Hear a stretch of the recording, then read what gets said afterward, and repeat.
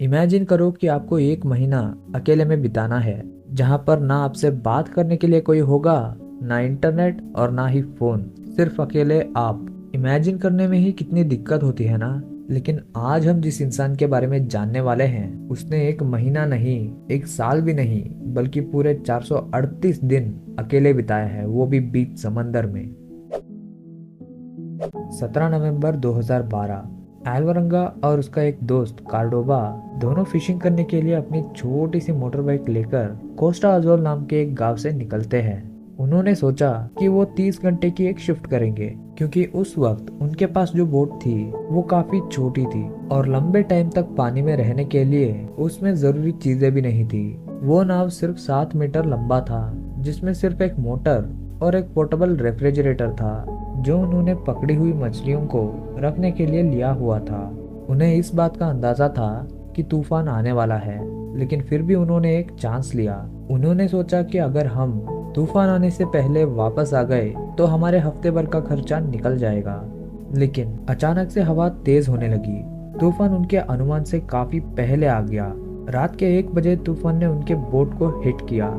तुरंत उन्होंने मछली के जालों को बोट से काट दिया और बाकी के वजनी चीजों को बोट से बाहर फेंकने लगे, ताकि उनकी बोट ज्यादा वजन के चलते डूब ना जाए। वो दोनों किनारे से लगभग 6 घंटे की दूरी पर थे। उसी तूफान में बोट को दिशा देते देते सुबह हो गई और अब ये किनारे से सिर्फ 24 किलोमीटर दूर थे और उन्हें जमीन भी दिखाई देने लगी। बट अब कुछ ऐसा हुआ जिसकी वजह से इन दोनों की जिंदगी उथल पुथल होने वाली थी। अचानक से बोट की मोटर से धुआं निकलने लगा और वो एक ऐसी बोट थी जिसमें कोई अल्टरनेटिव नहीं था। मतलब कि अगर मोटर खराब होती है तो वो उस बोट को आगे या पीछे नहीं कर सकते थे। और मोटर के खराब होते ही तेज हवाओं ने उन्हें दोबारा समंदर के बीच धकेलना शुरू किया।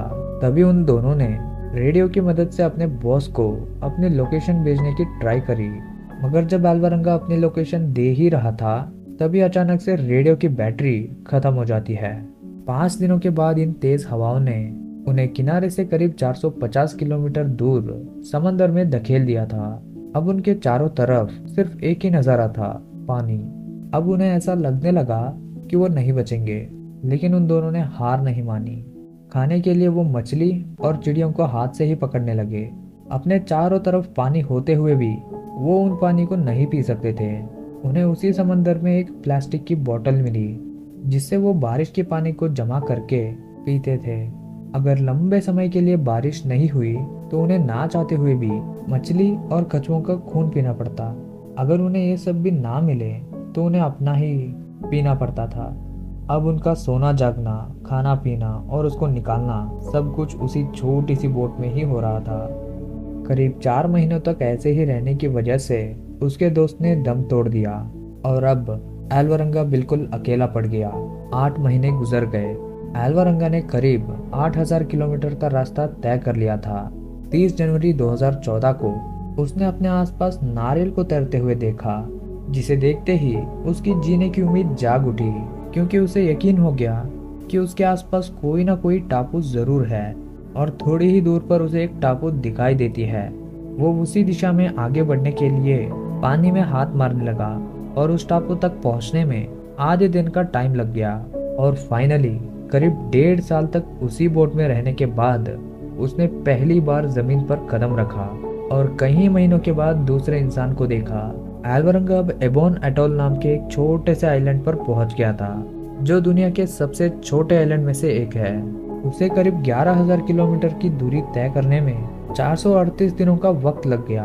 अगर वो इस आइलैंड को भी मिस कर देता तो उसे जमीन तक पहुंचने में करीब 240 दिन और लग जाते, और वो भी तब जब बीच में कोई तूफान नहीं आता।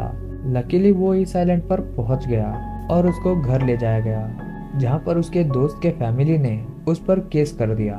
उन्हें ये लगा कि एल्वरंगा ने अपने दोस्त को ही खा लिया होगा। बट एनीवेज, अब एल्वरंगा अपनी बेटी फातिमा के साथ एल सैल्वाडोर पर एक नई जिंदगी जी रहे हैं। ये थी कहानी एल्वरंगा की।